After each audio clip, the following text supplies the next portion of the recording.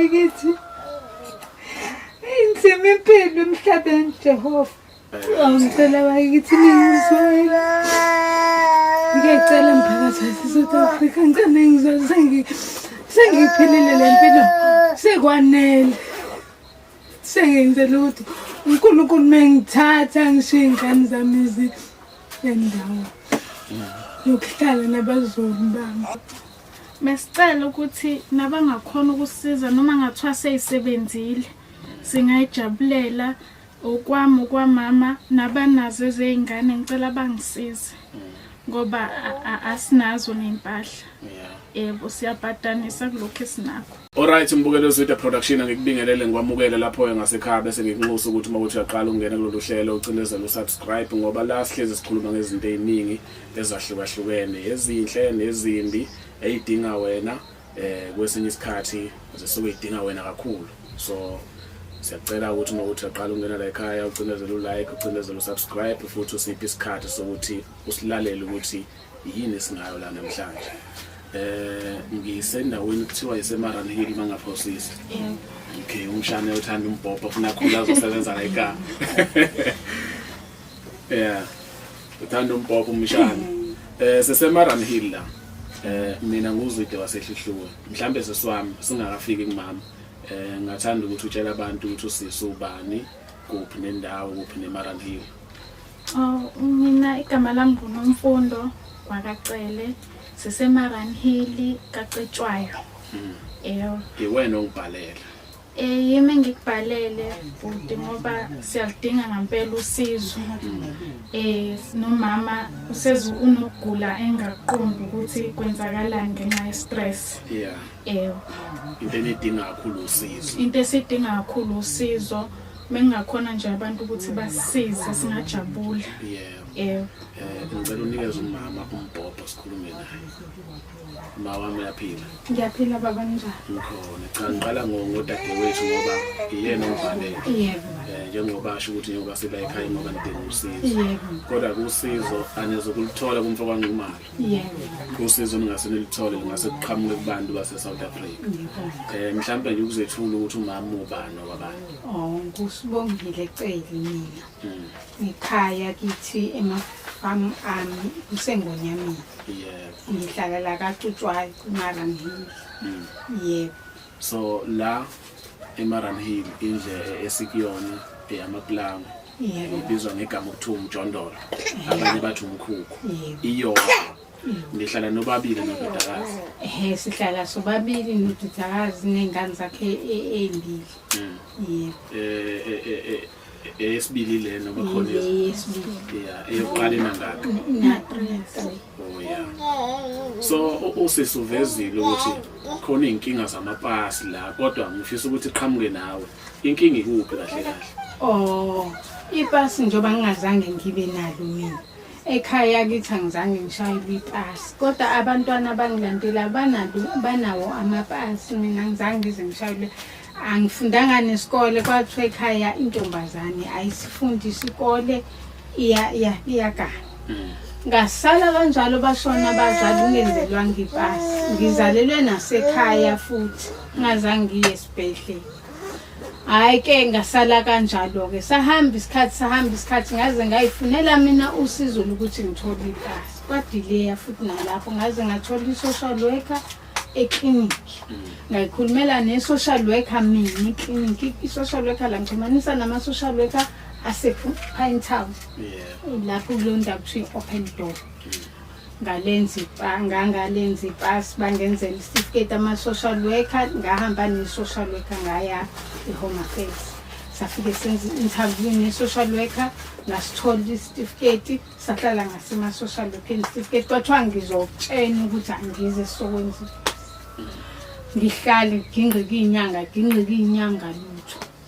Mase ngifika mina ngithi bantwana bami ngicela ninginikeze isitifiketi ngiyozenzela la ePhindani mina manje isitifiketi anginika futhi mangifike ePhindani sengigwelekwele mina angiseyeni wala sengiyantshontsha mina sekusho umlungu engamfica ngoba umfana waqala wangibhalisa kahle hayi washona ngale wathi maybe umfana wathi woza mama ngaphindela la ngake ngangena khona ngizokwenza i-interview bafike bavula la kwi-computer bathi wena leli pasi likhona liyasebenza wena thuthu usuyantshontsha kanjani ngowalana na basiyasebenza sengihleli kanjalo ngisenapha ngiyakingake manje iminyaka nezinyanga kwenzeka ipasi ngize ngisuke ngivakashela isihlobo sami esini ngifike ngibabikele sisi usonalo na ipasi umntama omncane lo cha nginalo ipasi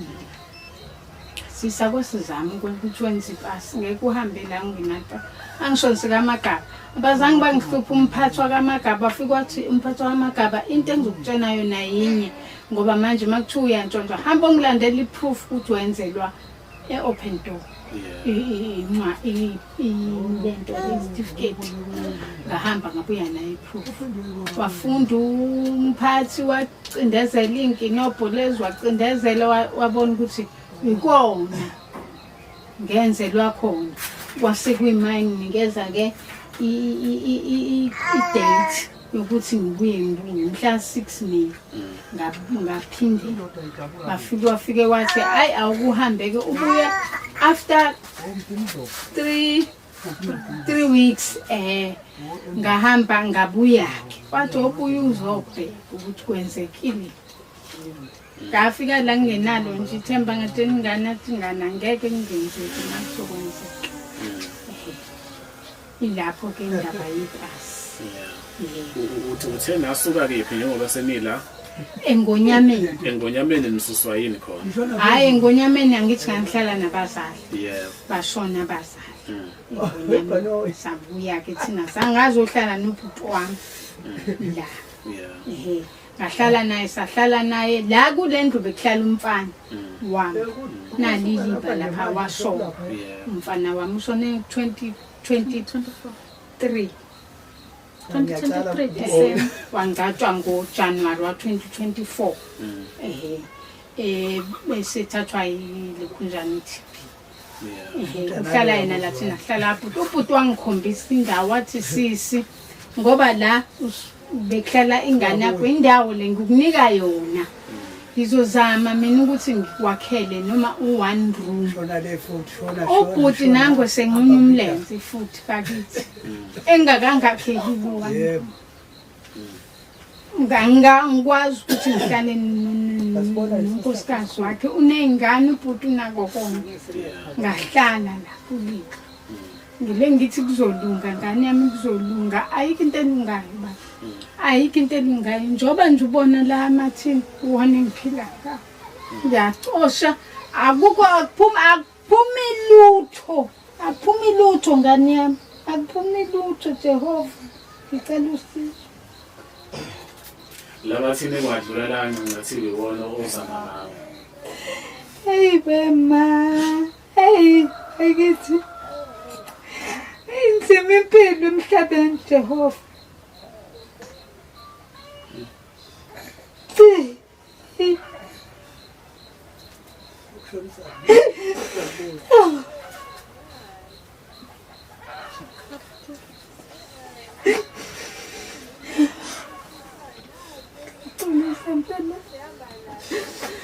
ngiyacela ngane yami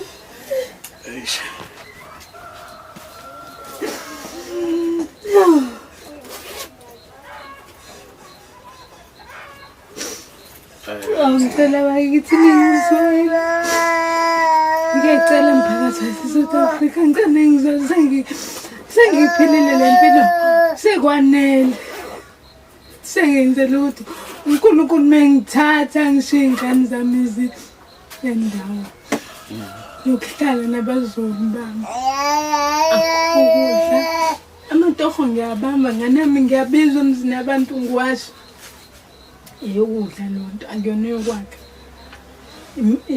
imali engithola ukuthi ngidle amanthini lawa ngiyawacangatha awufiki ngisho ku50 imali ingagcwele iplastic emnyama ufanele ukuthi mhlambe mayigcwela ngazi noma ngoba ngaze ngigcwalisa ngifuna uqamba amanga hlala u-half 50 rand la ndlu kufuneka ipampers kufuneka insipho kufuneka funeka ikhande khona manje besitshontshela intambo besixhumile bantshonto intambo intambo kagesi ba njengamanje seniyiphilela ngekhandlela siphila ngekhandlela siphila ngomlilo ayikho enye into njoba nje sihleli manje la eminyango ngiyapheka amadumo iloko nje ngikucelayo uNkulunkulu wami ukuba abantu bathole enhlizweni zabo ukuthi bangihlele. Hayi ngiyakuzwa mama. Ikhange ibe nzima uma izoba ngaka. Mhlawumbe nawe uyabona ukuthi ngumfanyana omncanyana. Yebo baba. So ngoba ungibona ngithule. Ngiyacabanga ukuthi kahle kahle yini ngempela engenza ukuthi usizakale. Ngoba ngempela ungazi fanele wenze njani. Khona bakhona abantu. Yebo baba. Bakhona abantu ngiye ngisabe ukucela kwesinye isikhathi kuhle ngikucacise lokho ngoba singabantu sihlukahlukene khona ukuthi ucelela umuntu into bathi abantu hawo uyasiqola uyabo so ngiye ngisabe angifuni uqamba mangodwa ngenhliziyo yami ngiyafisa ukuthi sengathi ngaba khona ongathinteka noma umkhukhu umkhulu lo mbona ngaphansi wafika la kulezi imvula egcinile manje kwangena amanzi la namanje kusabonakala kusho ukuthi sihamba impela sihamba wafika umkhulu wathi ucela niphume nezingane nize lapha saphuma saka mkhulu wasithatha umkhulu usithole lapha phesheya wasithatha umkhulu wasinikeza iroom sahlala nezingane kuze sipheke manje njoba sesila wathi umkhulu makuphela imvula nizobuya seyanga ukuthi akusenamvula kusenangosi ilapho nje into siyacela Nkosi yami siyacela ngempela ngoba akwenzeki ngiyazama akwenzeki kona ngithola le ukuthi ngithole ngiyakhuleka futhi uyaphela ke futhi umthandazo ngesinye isikhathi ngoba ngivele ngibona ukuthi uNkulunkulu mhlambe mina nginesono esingaphezulu kwangazi kwezabani yikho umningi iminyaka ngiguqa ngikhuleka uNkulunkulu ukuthi Nkosi ngiyacela mzukwane ungithathele kwami hayi emqashweni hayi kuphi kwemzini yabantu kowami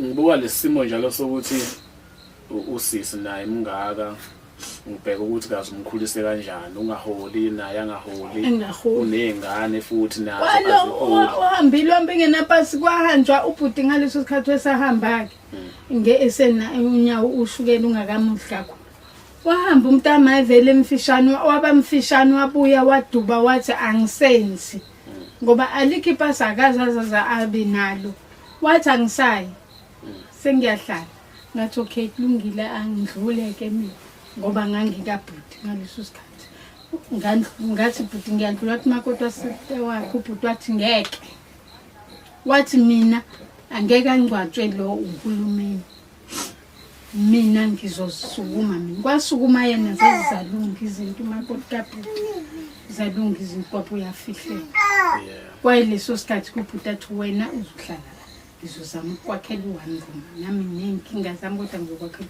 nango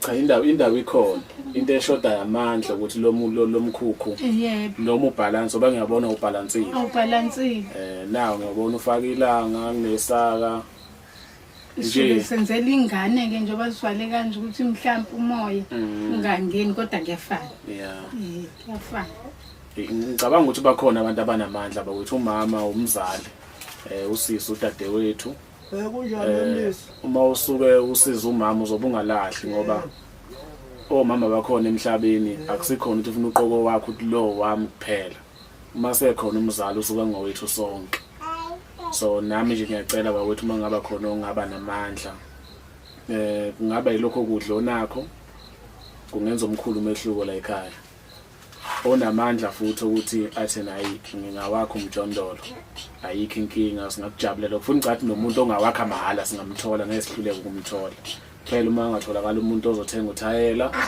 ngathi nengodo ezimbalo umjondo la kusiyona into ebiza kangako phela ifuna nje umuntu ongaba nawo lawo mandla ayicoshela ibusiso ngoba ecabanga ukuthi uzobe ungasizanga umama kuphela umama usisi ingane nengane ekugcineni uma ngathiwa kufika imvula labantu bayaguguleka bayahamba nalomjondolo uzothiwa babengakhulumi ngani base bekhulumile mina bengajabula ukuthi basizakale ukuthi angikwazi ukukhuluma mama kodwa ngiyafisa ukuthi usizakale yebo mkhulu ukukhuluma engakwazi ukukhuluma manje kuyadlula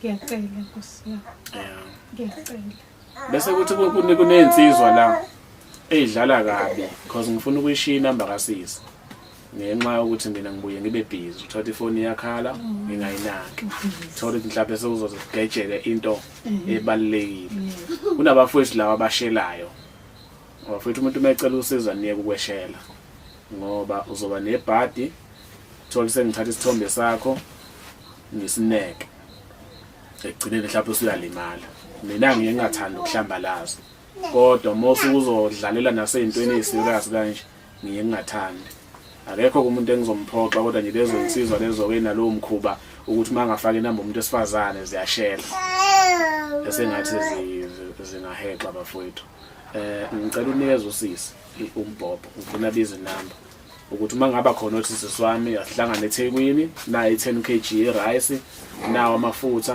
noma ucela ukuza la eMaran Hill ukwazi ukumdirect ukuthi eze nakipi ungangiphi inamba abangakuthinta kuyona engitholakala kuyo engifoneleka kuyo 068 31 89 846 uyiphinde futhi 068 31 89 846 mase kuthi engitholakala kuyo ku WhatsApp u062 905 8216 062 905 8216 kodwa ku WhatsApp angikho mningi ngoba ngibuye ngingabi nali data bangangithola kule yama call kakhulu sesami kwaveza indaba yezimpahla mesicela ukuthi nabangakhona ukusiza noma ngathiwa seyisebenzile singayijabulela okwami okwamama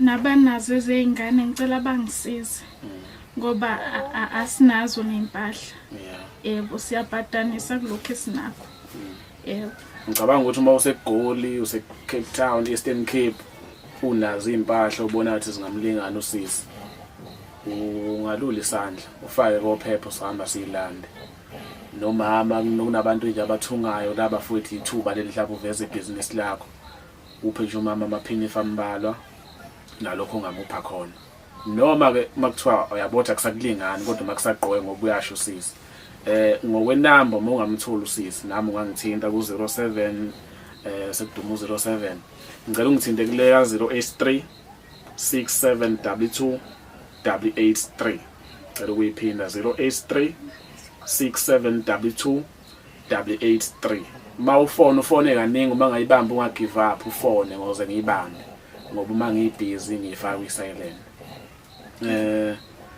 ngizizwa ngathi angigcina ukuba la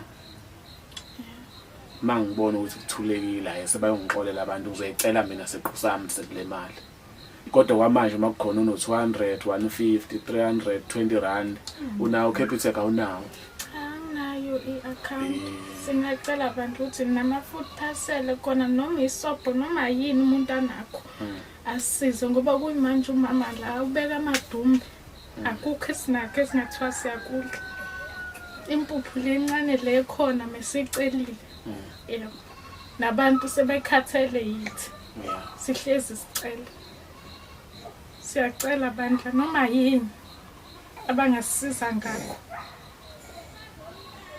ayi inqoba amathambo hey inqoba amathambo angazi nokuthi ngithini